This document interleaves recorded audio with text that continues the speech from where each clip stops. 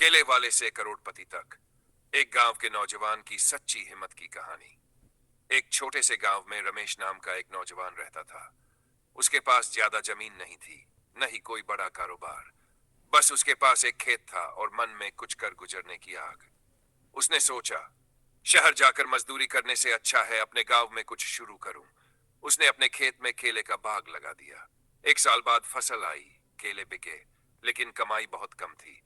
खर्च निकलता था पर बचत नहीं होती थी।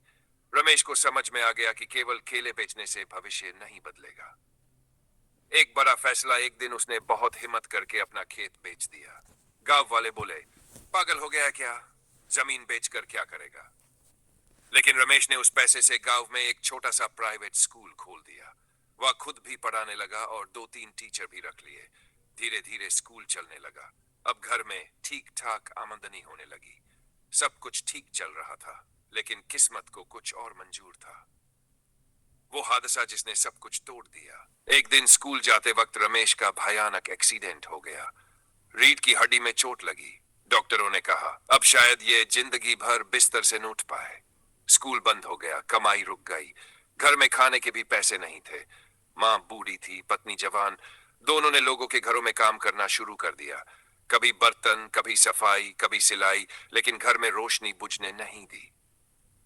उम्मीद का एक छोटा सा बीज। एक दिन रमेश ने बिस्तर पर पड़े पड़े सोचा, मेरे पास अब भी दिमाग है, सोच है, मैं हार नहीं मानूंगा। वो चीज जिसने सब बदल दिया। रमेश ने देखा कि केले के छिलके, तने और वेस्ट हर जगह फेंक दिए जाते हैं।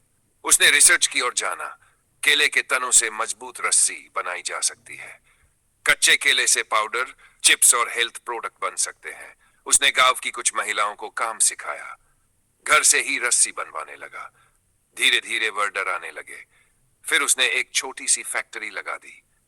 आज हालात ये हैं, आज रमेश की फैक्ट्री में केले के छिलकों से रस्सी बनती है, केले के तनों से फाइबर, कच्चे केले से पाउडर और चिप्स, वेस्ट से खाद। उसका माल आज शहरों तक जाता है।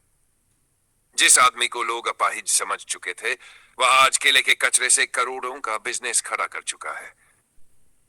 जब रमेश का केले से बना रस्सी और कच्चे केले के प्रोडक्ट का काम चल पड़ा, तो पहली बार उसके घर में सही मायने में खुशहाली आई। पर रमेश का दिल सिर्फ पैसे में नहीं लगा था। उसके मन में एक बात बार बार आती थी, जिस गरीबी ने मुझे तोड़ा था, वही मेरे गांव को भी तोड़ रही है।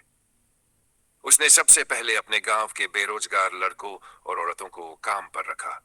कोई रस्सी बनाता, कोई केले काटता, कोई पैकिंग करता। जो लोग पहले शहरों में मजदूरी करने जाते थे, अब अपने ही गांव में कमाने लगे। धीरे धीरे रमेश ने अपनी फैक्ट्री के पास ही एक ट्रेनिंग सेंटर खोल दिया, जहां लोगों को सिखाया जाता था कि केले से रस्सी कैसे बनती है, पाउडर कैसे तैयार होता है और पैकेट कैसे किए जाते हैं। अब लोग सिर्फ मजदूर नहीं थे, वे हुनरमंद बन चुके थे। अस्पताल का सपना रमेश को अपना वो हादसा कभी नहीं भूला। उसे याद था कि एक्सीडेंट के बाद गांव में एक भी अच्छा अस्पताल नहीं था। उसने अपनी कमाई से एक छोटा सा अस्पताल बनवाया, जहां गरीबों का इलाज मुफ्त होता था। गांव की औरतों की डिलीवरी अब शहर नहीं, अपने ही गांव में सुरक्षित होती थी।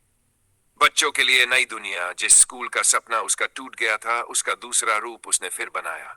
इस बार गांव के बच्चों के लिए फ्री स्कूल। गरीब बच्चे अब पढ़ने लगे, लड़कियां भी आगे बढ़ने लगी। आज रमेश चल नहीं पाता, लेकिन उसकी सोच हजारों लोगों को खड़ा कर चुकी है। उसका गांव अब गरीबी से नहीं, केले से जाना जाता है।